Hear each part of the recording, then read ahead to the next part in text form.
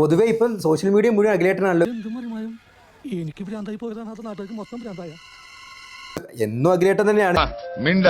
ഇപ്പൊ കുറച്ച് കൂടുതൽ അഖിലേട്ടന്റെ മുഖം മാത്രമാണ് പറഞ്ഞാൽ നിങ്ങൾ വിശ്വസിക്കുമോ? പിഷാരടി വേഴ്സസ് അഖിൽമാരാർ എന്നുള്ള രീതിയിലൊക്കെയാണ്. ഇവിടെ തോന്നിയ പറയാനുണ്ടല്ലോ. എന്താണ് സർ പിഷാരടി വേണ്ട എന്താ വിഷയം? ഇത് നമുക്ക് പണിയാവൂലോ.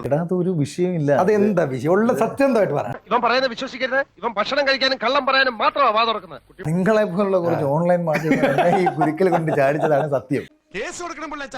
പോലീസ് അന്വേഷിക്കട്ടെ. അതായത് ഈ തെരഞ്ഞെടുപ്പ് വന്ന സമയത്ത് ഏറ്റവും കൂടുതൽ ആക്ഷേപം കേട്ട രാഷ്ട്രീയ പാർട്ടിയായിരുന്നു 22.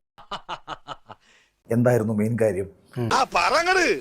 രണ്ട് സ്ഥാനാർത്ഥികളുടെ സ്ഥാനാർത്ഥിത്വം തള്ളിപ്പോയതും അപ്പൊ അതാണ് എന്റെ പ്രശ്നം.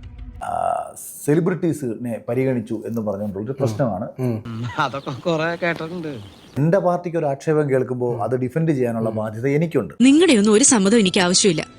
അതെന്റെ ഡിസ്ക്രിപ്ഷനാണ്. ഞാൻ നോക്കുമ്പോൾ കോൺഗ്രസിൽ രമേശ് പിഷാരടി മത്സരിക്കുന്നു. ഈ വ്യക്തിപരമായിട്ട് എനിക്കെതിരെ ഒരു ആരോപണം വരുമ്പോൾ, ആക്ഷേപം വരുമ്പോൾ അതിനും എനിക്ക് മറുപടി പറഞ്ഞല്ലേ പറ്റും. ബിഗ് ബോസിൽ പോയ അഖിൽമാരാർക്ക് തെരഞ്ഞെടുപ്പിൽ മത്സരിക്കാൻ എന്താണ് യോഗ്യത എന്നൊരു മാധ്യമപ്രവർത്തകൻ എന്നോട് ചോദിക്കും. ഓവർ സ്മാർട്ട് ആവണമെന്ന് എനിക്ക് ഇഷ്ടമാണ്. ഇത്രയ്ക്ക് ഓവർ ആവരുത്.